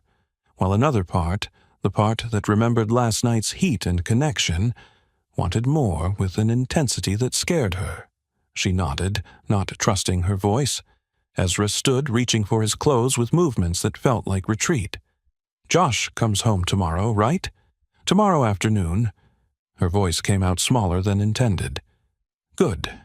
He paused at the door, finally looking back at her. "I'll make sure his room is ready." Then he was gone, leaving her alone in rumpled sheets that still smelled like him. That afternoon, the doorbell rang. Faye answered to find Deacon and a beautiful woman with warm brown skin and kind eyes holding a casserole dish. Deacon's grin was pure mischief. "Since you two didn't invite us to dinner, we decided to bring dinner to you." Panic spiked through Faye's chest. The woman elbowed Deacon, extending her hand with genuine warmth. "I'm Maya. It's nice to finally meet you." "Faye!" She shook Maya's hand, forcing a smile. "Come in." Ezra appeared from his study, stopping short when he saw them. Tension rippled across his shoulders. Deacon's eyebrow arched, amusement dancing in his eyes. "That's a hell of a greeting, big brother. We brought food. Thought we'd have a nice family dinner since you've been dodging my calls." Ezra's hand found Faye's lower back, possessive, grounding. "Come in." Dinner unfolded in the formal dining room, tension thick despite Maya's attempts at light conversation. "So, Faye, what do you do?" Maya asked, passing the salad. "I worked retail. At the loft downtown. Past tense felt strange. But I left recently." Deacon's eyes sharpened. "Retail." He glanced at Ezra, something unreadable in his expression. "That's different." The word landed like a judgment. Maya shot her husband a warning look, but he continued, studying Faye with uncomfortable intensity. "It's just, we're used to seeing Ezra with a certain type. You know, people from our circles, tech executives, venture capitalists." He trailed off meaningfully. Heat flooded Faye's face, shame burning through her chest. Ezra's fork clattered against his plate, voice dropping to something dangerous. "Careful, Deacon. I'm just saying she's not what I expected. She's exactly what I want." Ezra's hand found Faye's, fingers lacing through possessively on top of the table where everyone could see. "Drop it." Deacon raised his hands in surrender, but his eyes still held questions. "How did you two meet anyway?" Faye's heart slammed into her throat. They both spoke at once. Online. The simultaneous answer hung in the air. Too perfect. Too rehearsed. Deacon's eyebrow climbed higher, skepticism written across his features. Online. You. The guy who hasn't left his house in 3 years. Ezra's jaw clenched. Technology exists for a reason. Maya squeezed Deacon's arm, voice gentle but firm. "That's enough. We're happy you found someone, Ezra. That's all that matters." But Faye could see doubt in Deacon's eyes, see him cataloging inconsistencies, and guilt churned sicker in her stomach.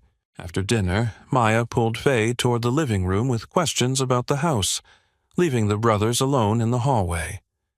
Deacon's voice dropped low, serious. "Ezra, how did you really meet her? You don't leave the house. You haven't dated anyone since Victoria." Ezra's shoulders tensed, jaw tight. "I told you. Online. And she's really right for you." Deacon's concern bled through despite the skepticism. "She seems sweet, but she's not from our world. You're a billionaire tech CEO. She worked retail." He paused, something harder entering his voice.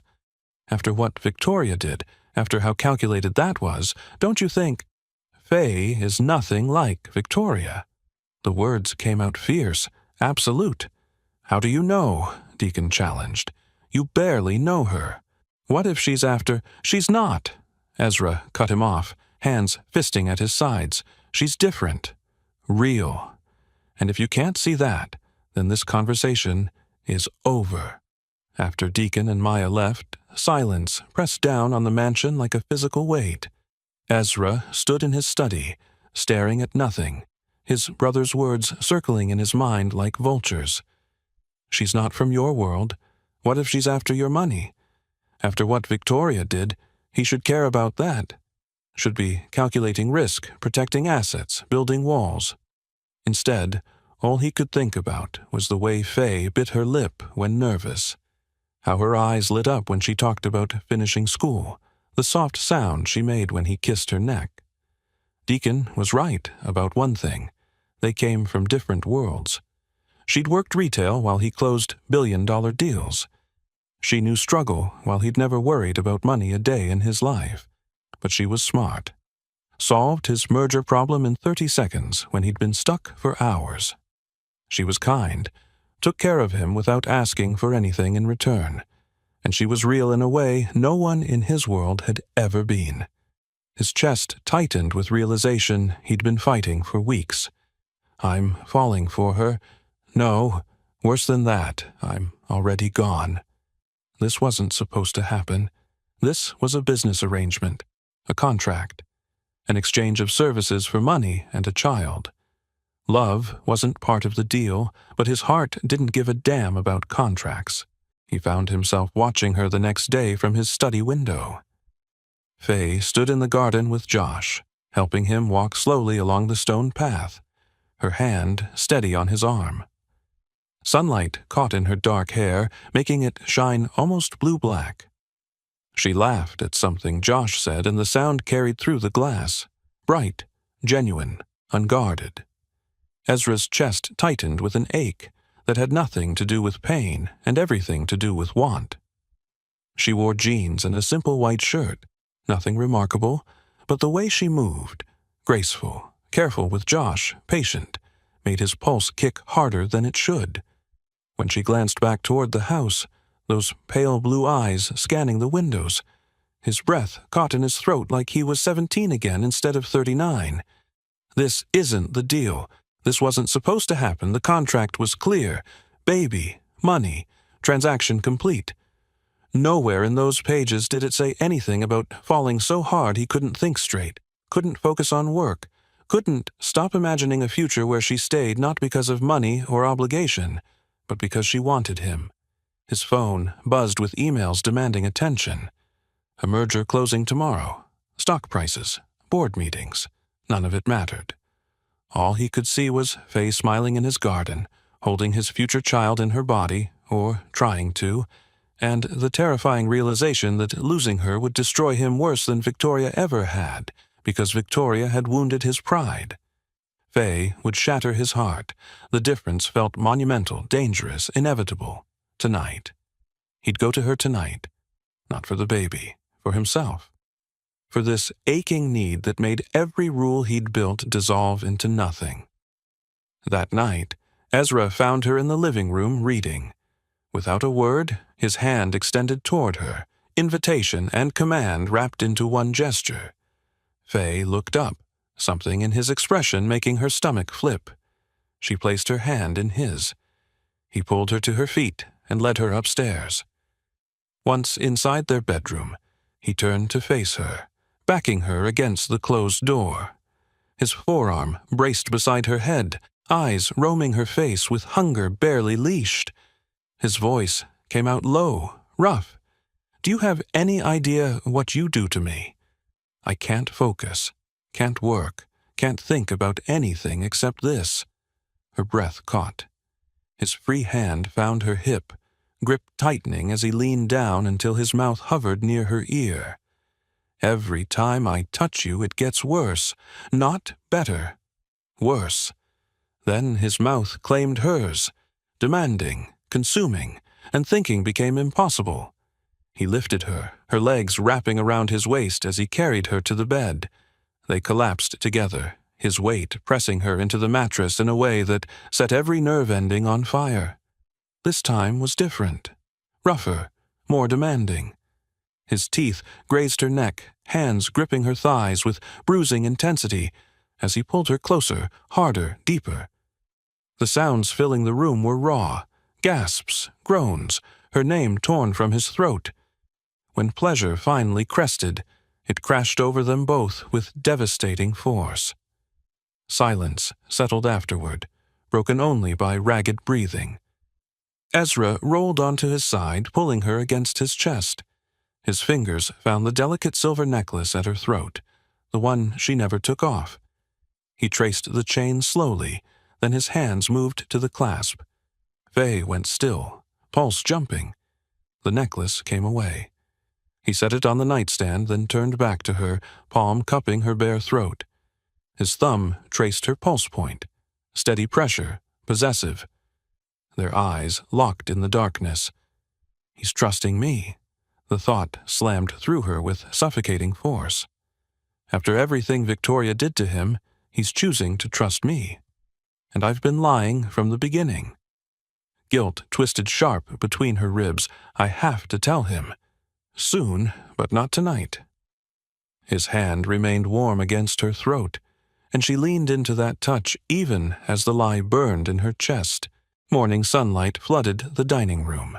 Josh sat across from Ezra, animated despite still being thin, hands gesturing as he explained video game mechanics.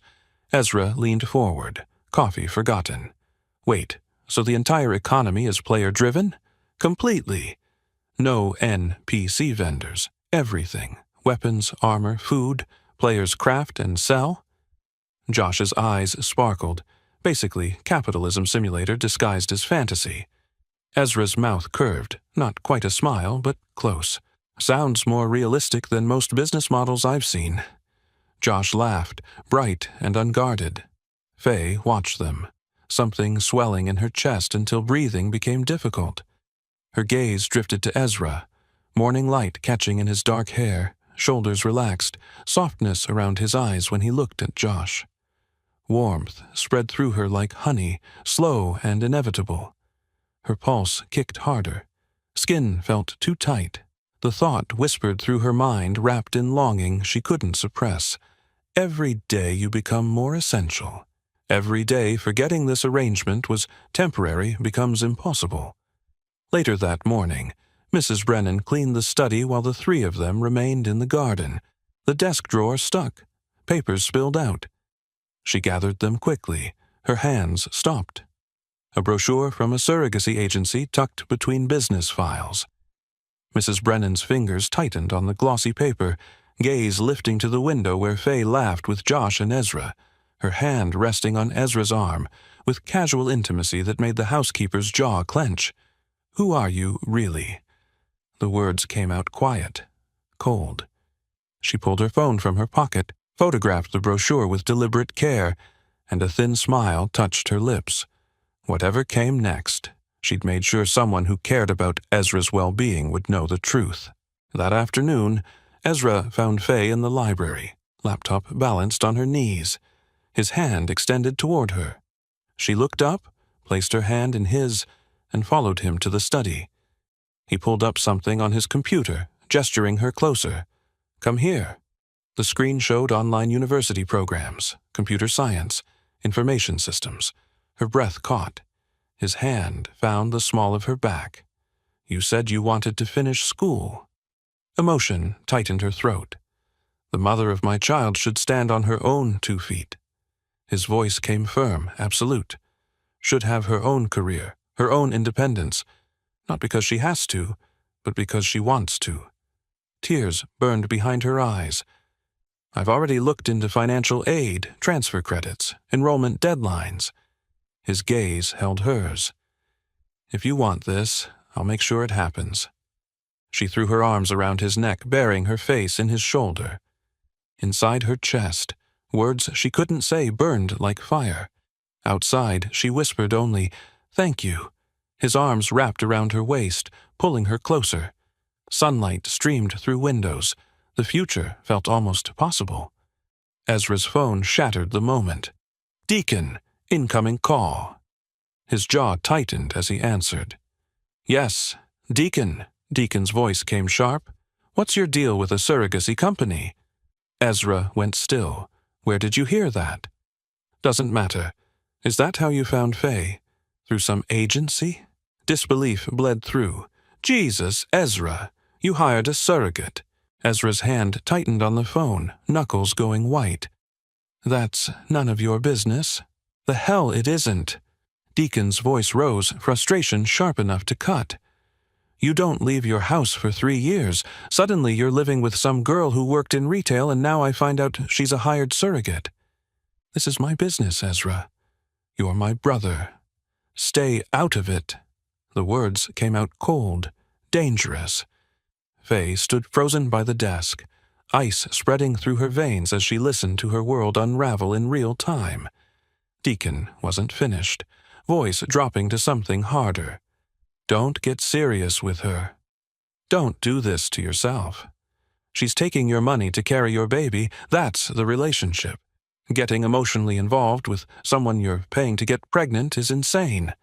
Ezra's jaw clenched so hard she heard his teeth grind. "You don't know what you're talking about."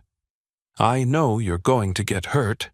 Deacon's tone shifted, concern bleeding through the anger. "Again, just like Victoria.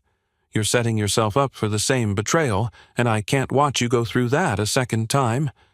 Faye is nothing like Victoria. You said that about her too, remember? Before she humiliated you in front of everyone. A beat of silence, weighted and cruel. At least Victoria wasn't on your payroll. The words hit like a physical blow. Ezra's gaze found Faye's across the desk, conflict and pain warring in those green eyes, and she saw the exact moment doubt crept in, poisoning what they'd been building. "I have to go." His voice came out flat. He ended the call. Silence pressed down, suffocating. Faye's hands trembled at her sides, throat tight. Tell him now." But Ezra turned away, shoulders rigid, staring out the window. "Ezra." He took a breath, hand rubbing the back of his neck with visible tension. When he spoke, his voice came softer, careful. "I need some time to think. Alone." He glanced back at her, something protective flickering across his features despite the conflict there. "This isn't about you. Don't let what he said make you feel like... Just don't take it personally, okay?" His jaw worked, words seeming to cost him effort. "I just need to clear my head. I don't want you affected by his bullshit." The reassurance should have helped. It didn't, because Deacon wasn't wrong, and Ezra would know that soon enough. She nodded, not trusting her voice, and left before the tears could fall. That night, after passion left them breathless and tangled in sheets, Ezra pulled Faye against his chest from behind, arms wrapping around her bare skin with possessive tenderness. His mouth found her ear, breath warm and unsteady. "Faye, this thing between us, this passion, this pull, whatever it is, I can't control it anymore." His hand splayed across her stomach, holding her tighter. "I want all of you. Do you understand?" He turned her to face him, green eyes searching hers with intensity that stole her breath. "Do you feel it too? More than just this?" Tears burned her eyes before she could stop them. "Ezra, tell me." His voice dropped, rough with need and vulnerability tangled together. "I need to hear you say it." Her throat tightened around words that felt too big, too dangerous. "I want you, too. So much."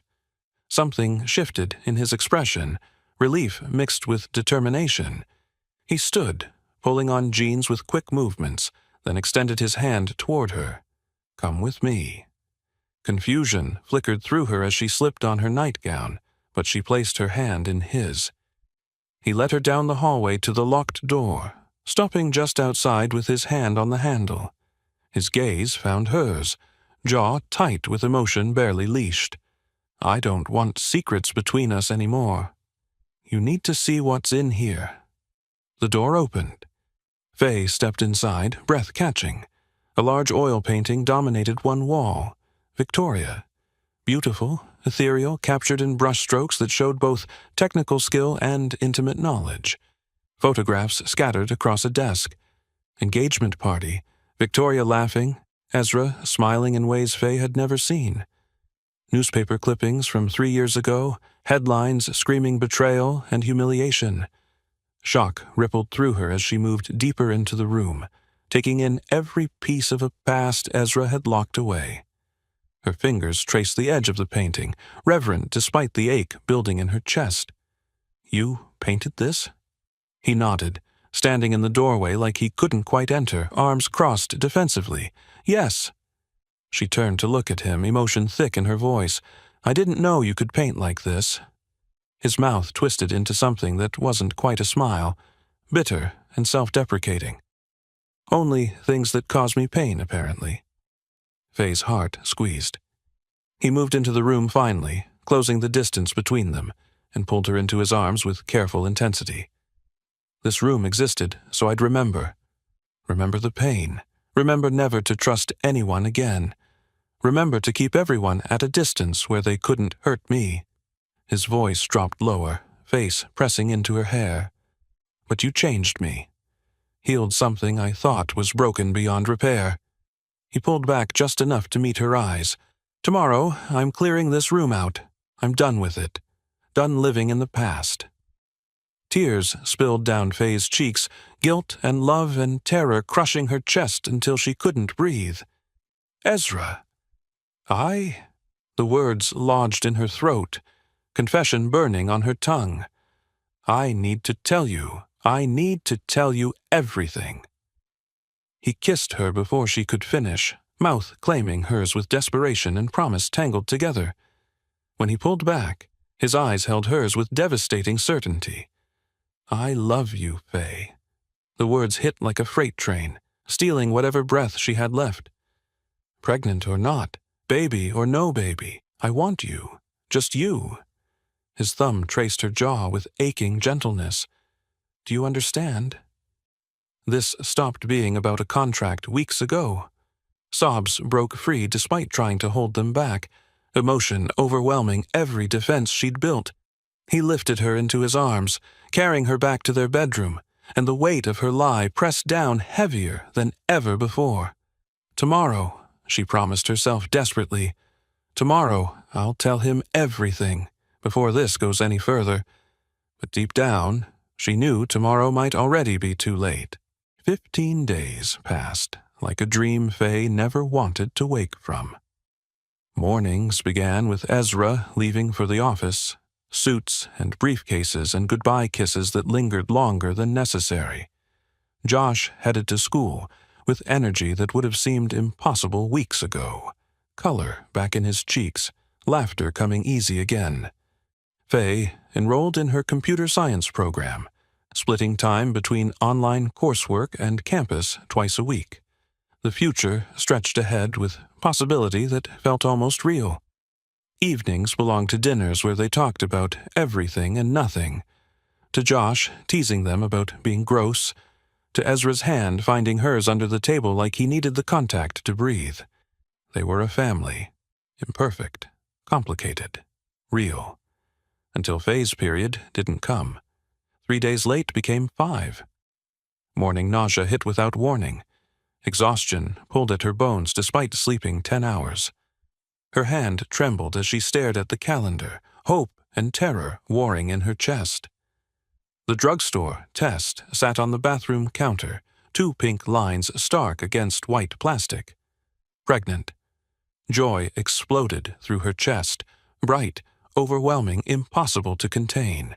Her hand pressed against her still flat stomach, tears spilling as emotion choked her throat. The thought burst through her mind with devastating clarity, wrapped in hope she'd stopped letting herself feel. This baby exists because of love, not contracts, not money, love. She clutched the test in trembling fingers and practically ran toward his study, pulse racing with need to see his face when she told him.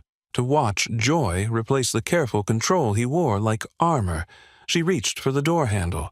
His voice stopped her cold. "No, you're mistaken. I already have someone. Faye Carter. You sent her to me 2.5 months ago."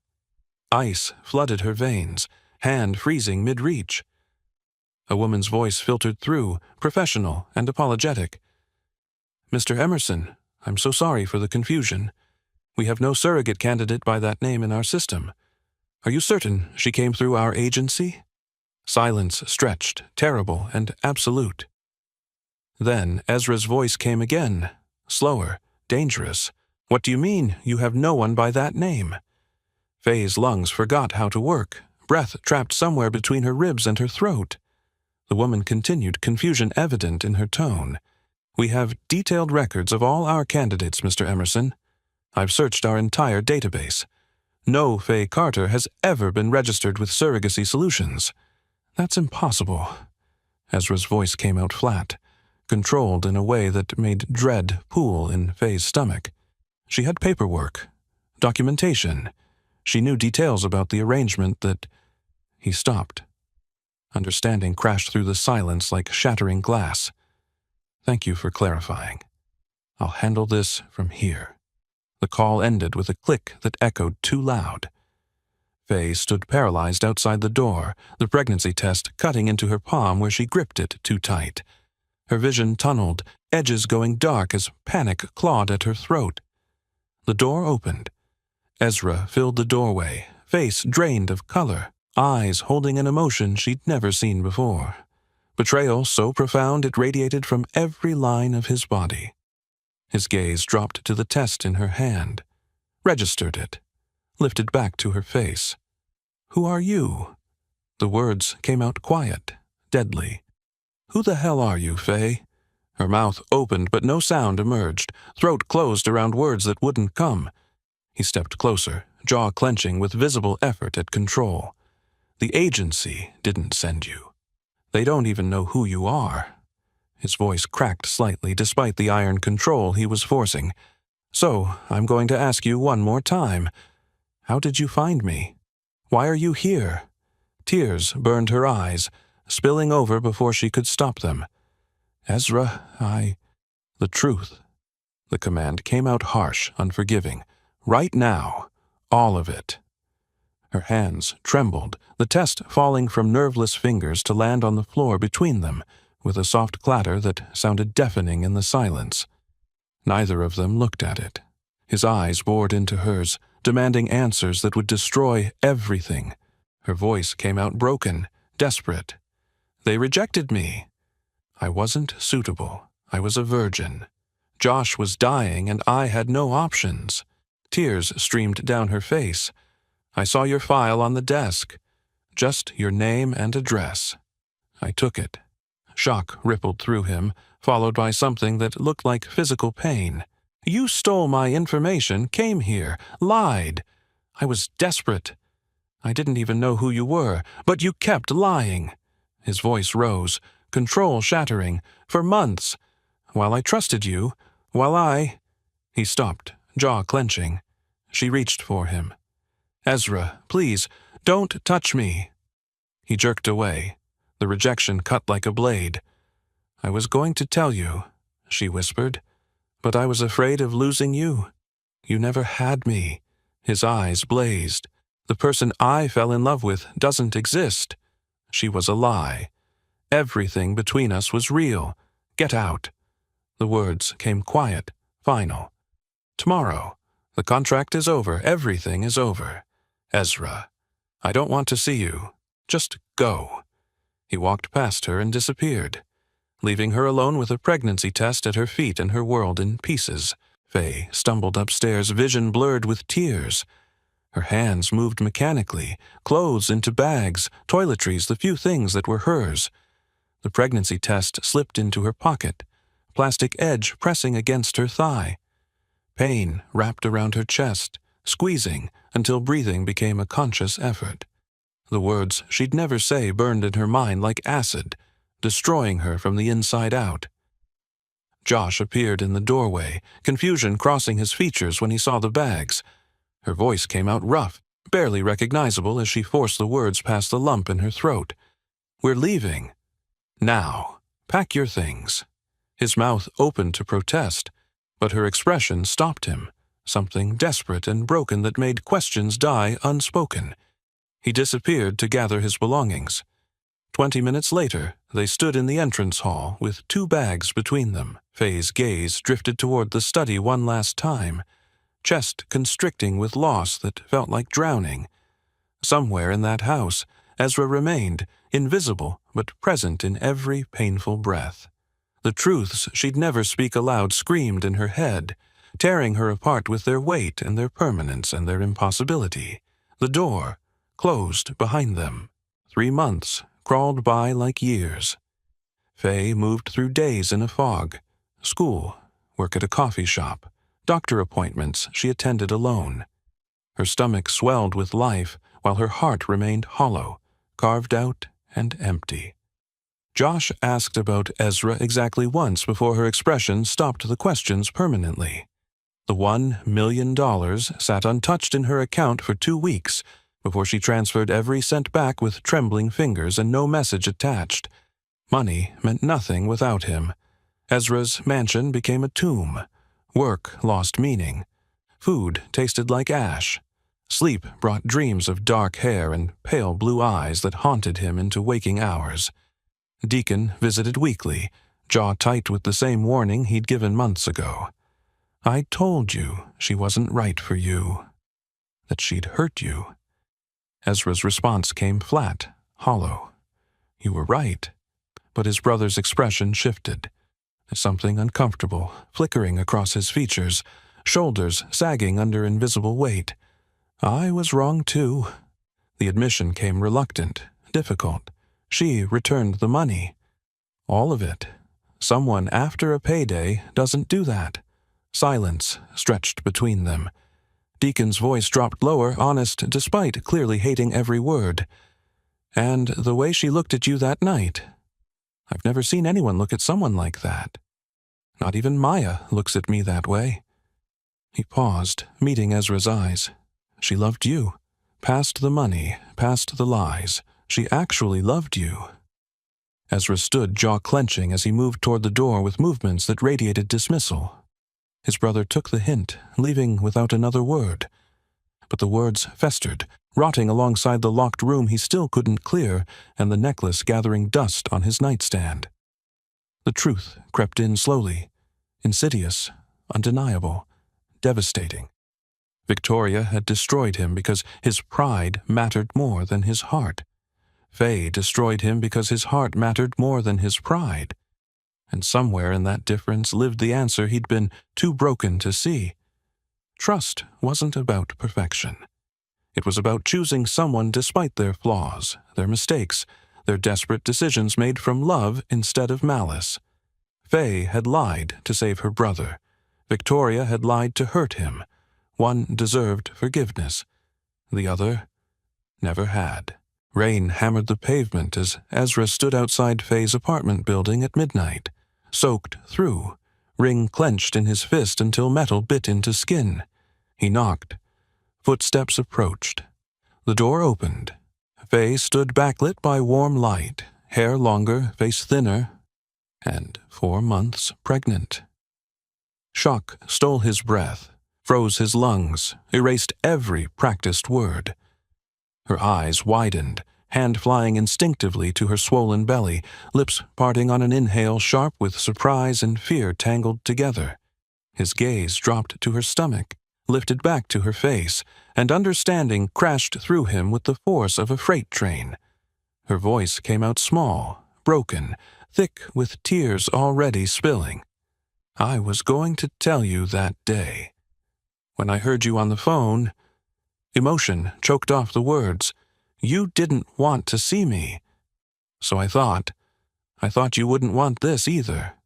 He crossed the distance in 2 strides, hands finding her face with desperate gentleness, forehead pressing to hers as 3 months of misery poured out in ragged breaths neither of them could control. "I spent 3 months learning the difference between betrayal and desperation." His voice came out wrecked, raw. "Victoria lied to destroy me. You lied to save someone you loved. And I was too damaged to see the difference until you were gone." His thumbs traced her cheekbones, wiping away tears that kept falling. "I don't care how you found me. I don't care about agencies or contracts or perfect honesty. I care that you made me feel alive again. That you healed parts of me I thought were dead. That you loved me when I'd forgotten how to love myself." Her breathing hitched, uneven, as hope warred with disbelief across her features. "I love you, Faye Carter." The ring appeared between them, simple, perfect, real. Not because you're pregnant. Not because of obligation or guilt or any other reason except this. You're the only person who's ever made me want to be brave enough to trust again. His voice dropped to something fierce, absolute. Marry me. Choose me. Let me spend the rest of my life proving I choose you too. Emotion exploded through her, joy and relief and love so overwhelming it stole thought and breath and every defense she'd built. Her response came out choked, emphatic, certain. Yes. He kissed her then, deep, claiming, healing, and broken pieces finally locked back into place where they belonged. 1 month later, they married in his garden with Josh as witness and sunlight streaming through leaves overhead. The locked room became a nursery painted soft yellow, and Faye learned that captivity could feel exactly like freedom when you chose your cage, and your cage chose you back. Thank you for staying with me through Faye and Ezra's journey. Now, I want to ask you something real. What lies have you forgiven when you were in love? Sometimes the heart sees truth the mind refuses to accept. Please share your story in the comments below. I read each and every comment you leave, and they truly mean everything to me. And if this story made you feel something, fear, hope, that ache in your chest when love gets complicated, hit that like button and subscribe. Stories like this only happen when you're here with me.